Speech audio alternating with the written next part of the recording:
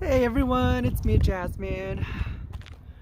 Yes, I'm here to see the Crazy Horse Monument right behind me. Alright, so I'm here at the Crazy Horse Visitors Center and gift shop. There's a lot of lovely stuff on display, and I'm assuming for sale as well. Let me switch the camera. Wait, I don't think they're for sale. I think they're just for display. Yeah, they're just display items.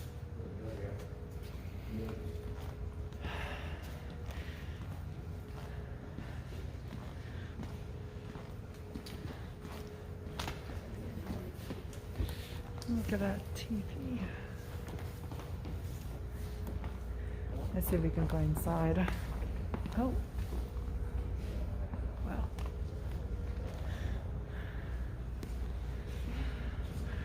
Alright, I'm gonna go to the gift shop and buy a bus ticket.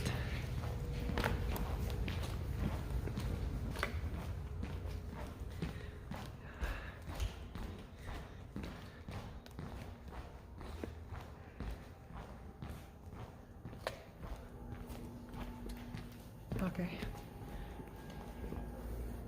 Let me show you this area. I hope you guys can hear me.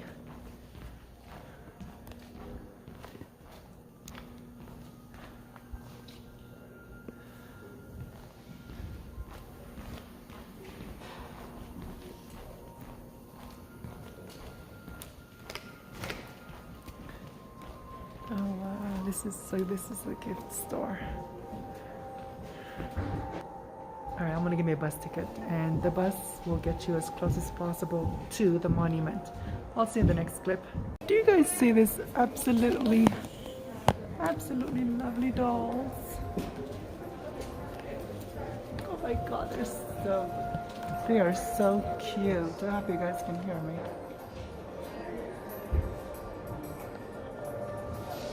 I'm here at the gift shop.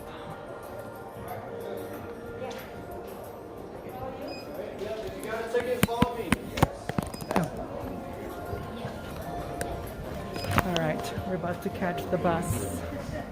There's the driver behind me.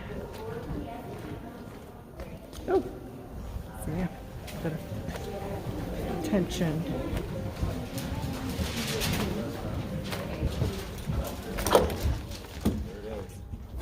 Yeah, right. The tickets are for you guys to keep. I don't need them back. We'll go just on the other side of the statue right here for a moment. My name's Tyler. If you guys have any questions, please feel free to ask. So, this is the 1/34th scale model of the mountain. This is ultimately what it's going to look like whenever it's completed. So, looking at this compared to the mountain, the only thing that's 100% finished right now is his face. That was finished in 1998. And there's one thing that's not on the statue that will be on the mountain, and it's a 44-foot tall feather sticking straight up on top of his head. And the way they'll do that is they'll take massive chunks of granite and cut them into blocks. They'll use a crane to stack each block 44 feet high, drive a rod through the center for stability, and then carve a feather out of that. This 3-paragraph poem on the far left-hand side is a poem that Korchak Jolkowski wrote, who is the sculptor that started this entire project. And that will also be engraved into the side of the mountain. So when that's engraved into the mountain, each individual letter will be 3 foot tall, and you should be able to read it from standing right here. All right. Most commonly asked question is, when is it going to be done? All right. Yeah. And the best answer that I can give you is it'll be done on a Tuesday, and I have no idea what Tuesday. Okay. Because there's just too many variables that play into this thing. We can't control the weather. You know. We can't control our financial side of things. We're a 501c3 nonprofit. We run off of the ticket sales that you pay for at the front gate and private donations, and that's it. No federal or state funding. So we don't know how many people are going to come through that gate or what people are going to donate. What's that? Why you didn't take the federal grant? Well, because it's not a grant. It's to buy. They want to buy. They want the whole pie. They don't want a slice of it. That's not happening. No. Because right now we get a say in everything, you know what I mean? Any decision that gets made between the mountain carving, the museum, the university is a unanimous decision among the board committee that's made up of the people of this community rather than the government, you know? All right, so Since we can't give you accurate overall timelines, we just make short time we know we can meet. Right now we have a 5 to 10 year plan set up. All right. And again, his face is already finished. That was finished in 1998. So that aside, in 5 to 10 years, you should see total completion of his entire hand, his entire arm, the whole top of the horse's mane, crazy horse's right shoulder that you see facing us. 10 years. After that, they'll start on the horse's head on this front side of the mountain. They're not just carving the front side, they're carving it all the way around the back, and then they'll carve it all the way down to the ground. So the way it sits right now, you see the white outline of the horse's head, right? Just for a reference, those white lines are 3 foot wide. All right. The way it sits right now, the bottom of that horse's nose is touching the top of that rock pile, and they still have this whole leg and hoof to carve out below that. All right, so literally all that rock and rubble has got to go, every bit of it. And you'll get a much better understanding because we'll be standing right in front of it here in the next 5 minutes. Anybody have any questions about anything? Everybody good? All right, we're going to head out this door.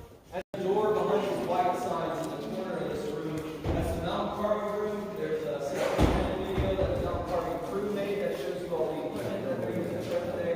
I'm going to tell you about it. They'll give you a visual understanding of it. All right?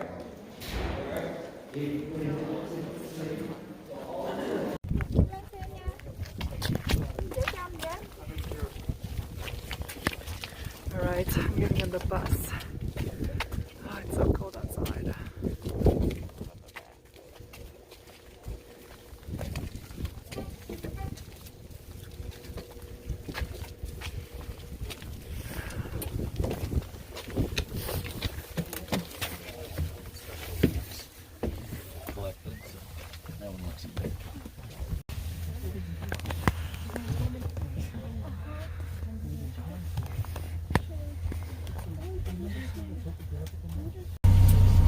So we're going to go down here to the back side of this mountain and make a U-turn.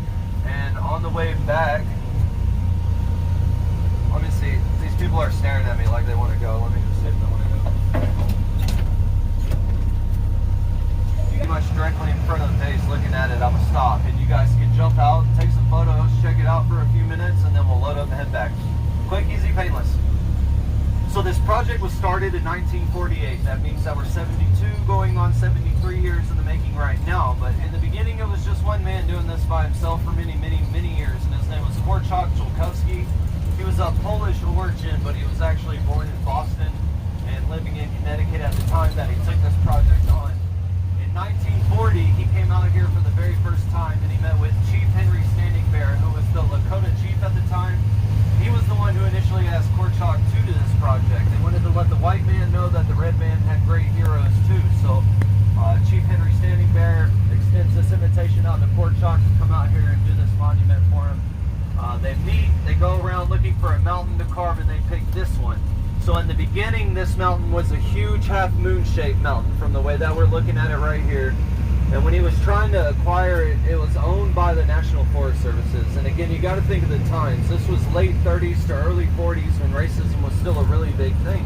So when he asked to buy the mountain and told him what he was going to do with it, they pretty much just laughed in his face. Told him he was out of his mind if he thought he was going to carve a Native American into the side of this mountain. But he really believed in this thing. Him, Chief Henry Standing Bear, they all wanted to see this thing happen. So they thought of a way around it. And they came up with this plan that they would just stake a mining claim on the property. The Mining Act of 1872 states that there's no law against the way you shape your mine. So Korczak shaped his mine into a former crazy horse and turned it into this big memorial. And obviously his plan worked because you're on a bus here today. You know, he ended up acquiring the mountain and 90 acres of property that surround it. So fast forward to present day. Present day, they now have a little over 1,000 acres of property, and that's because there's now 3 different projects currently going on out here in total now. You got the mountain carving obviously being project number 1, our museum is project number 2, and then the university is project number 3. It's the North American Indian University about a quarter-mile down the road on the property. And it's one building right now, really small. It was started in 2010, so there's no degree program. Our students earn 12 college credits per semester they can take to any college in the country, but we want a degree program in the future. So the woods, basically the woods in front of the mountain to the left will be turned into the university and medical training facilities, and then the hillside on our right will be turned into a full-time hospital. And that'll be the university and degree program in the future. And if you go back into that room that we came out of after looking at the 1 in 34th scale model, that room that we walked through, covered porch area, there's a big property scale display model in there. Go check that out, and that'll show you what I'm talking about, what that looks like. You can get a visual understanding. So a little bit about this belt. This rock is pegmatite granite, and it's the same pegmatite granite as Mount Rushmore with just one minor difference. If you're going or have been to Mount Rushmore, pay attention to the color of the rock. Mount Rushmore is a pure white rock, as opposed to Crazy Horse Mountain, which is a red rock. Sorry. Crazy Horse Mountain, which is a red rock. And the reason that this is red is because it's got a higher iron content. Over time, the iron in the rock will oxidize and essentially rust, giving it this reddish look, which is perfect because we're carving the red man. He could not have picked a better mountain, but he had no idea it was even going to turn out that way. It was just pure luck or fate, whatever you... Alright, it's me. So I just got off the bus right there. It's a little bit windy, not too bad, but a little bit windy, and I hope the microphone is not picking that slight wind. So there is Crazy Horse Monument right behind me. To get the bus to this area, it only costs $4, and this is as close as you can get to the monument. All right, let's do the thumbnail for the video.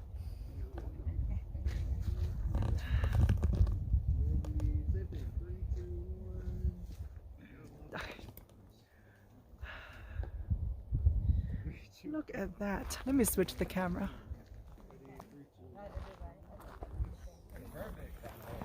Do you guys see that? Oh my gosh, it is so beautiful. When that is completed, oh my goodness, it is going to be breathtaking beyond words. I hope it'll be completed within my lifetime so I can come visit it again. Wow, that is really, really, really huge. The video is not doing this whole thing justice. It is really, really huge. Huge. Wow. Oh, it's cold outside. Okay, so we're supposed to stay within the cones. I mean behind the cones.